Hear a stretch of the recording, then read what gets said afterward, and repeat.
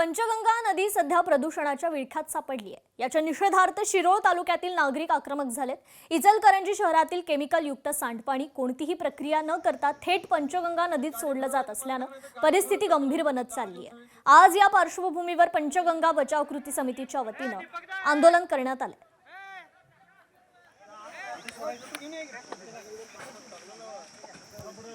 आता आमची सुरुवात आहे। ऐका, वडापत गेल्या इथं जाणार नाही। आमच्यावर काय गुन्हे दाखल करा, आम्ही इथं वडापत गेल्या जाणार नाही। आमची फायनल निर्णय आमचा वड्यात या वड्यातनं नदीमध्ये पाणी सोडायला कुठेही कायदेशीर परवानगी नसताना आपल्या इथल्या प्रांताधिकाऱ्यांना सांगितलं, प्रदूषण मंडळाला सांगितलं, नगरपालिकेच्या अधिकाऱ्यांना सांगितलं, तरी या पंचगंगा काठावरच्या कुठल्याही नागरिकांची चिंता न करता ही लोक आज अक्षरशः पळून गेलेले आहेत। आज 11 गावं शिरोळ तालुक्यातली बंद आहेत पंचगंगा काठावरची, आणि सगळे नागरिक लोकप्रतिनिधी इथं आलेले आहेत, पण प्रशासनाचा एकही जबाबदार अधिकारी इथं आलेला नाही, प्रदूषण मंडळ आलेलं नाही। आम्ही याचा निषेध करून आता हा काळा ओढा आम्ही बंद केलेला आहे। कल्याणमध्ये ठाकरेंच्या शिवसेनेने शक्ती प्रदर्शन केलंय। पालिका गटनेते उमेश बोरगावकरांच्या कार्यालयाचं उद्घाटन करण्यात आलं। आमदार वरुण सरदेसाईंच्या हस्ते हे उद्घाटन करण्यात आलं। यावेळी मोठ्या संख्येने शिवसैनिकांची उपस्थिती पाहायला मिळाली। तर विधान परिषदेसाठी उद्धव ठाकरेंनी नेतृत्व करावं अशी भूमिका वरुण सरदेसाईंनी मांडली।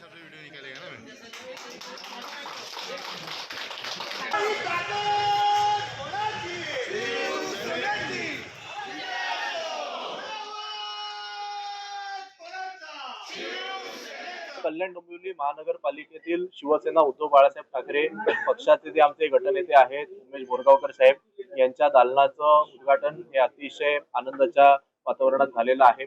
कल्याण डोंबिवली महानगरपालिकेची निवडणूक ही कशी झाली हे केवळ इकडच्या जनतेला नाही तर संपूर्ण महाराष्ट्राला माहिती आहे। अनेक पैशांची आमिष देण्यात आली होती, या सगळ्या आमिषांना झुगारून आमचे उमेदवार हे अतिशय उत्तम पद्धतीने त्यांनी लढत दिली।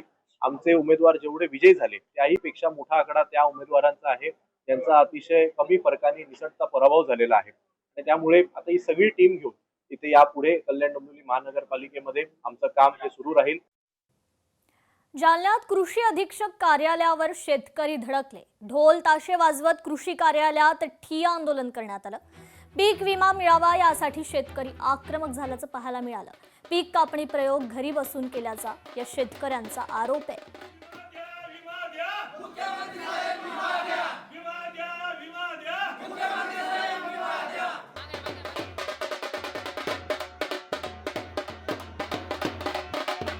नोव्हेंबर महिन्यामध्ये महाराष्ट्राचे मुख्यमंत्री श्री देवेंद्र फडणवीस साहेबांनी सांगितलं होतं की तुम्हाला डिसेंबर महिन्याच्या शेवटपर्यंत प्रति शेतकऱ्याला 17,000 रुपये हेक्टरी विमा देऊ, आणि आतापर्यंत जवळपास 4 महिने उलटून गेलेले तर परंतु कुठल्याही शेतकऱ्याला मराठवाड्यातला 1 रुपया देखील विम्याचा मिळालेला नाही। आणि म्हणून आमची मागणी आहे की मराठवाडा हा पूर्ण अतिवृष्टीग्रस्त झालेला आहे आणि अतिवृष्टीच्या प्रमाणामध्ये आम्हा शेतकऱ्याला या ठिकाणी विमा मिळाला पाहिजे, ती मागणी घेऊन आम्ही या ठिकाणी आलेलो आहोत। कीर्तनकारांविषयी आक्षेपार्ह वक्तव्य प्रकरण, या प्रकरणी विकास लवांडेंवर दावा दाखल केला जाणार आहे। अक्षय महाराज भोसले विकास लवांडेंविरोधात दावा दाखल करणार। संतांचा अपमान केल्याप्रकरणी अक्षय महाराज भोसले आक्रमक झाले।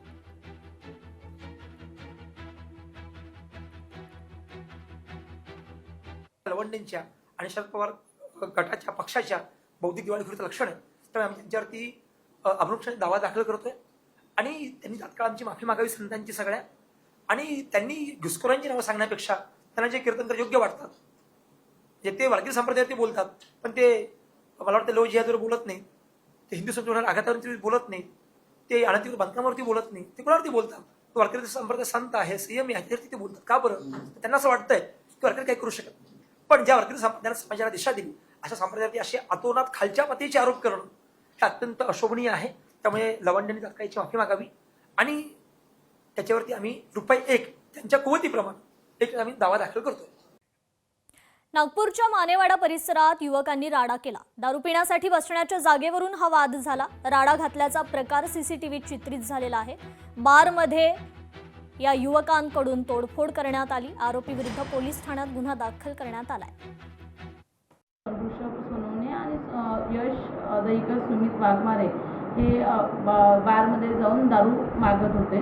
तर बार मालकाने त्यांना विरोध केला आणि त्यांना आतमध्ये बसूनच दारू प्यायचं होतं असं त्यांचं तक्रार आहे.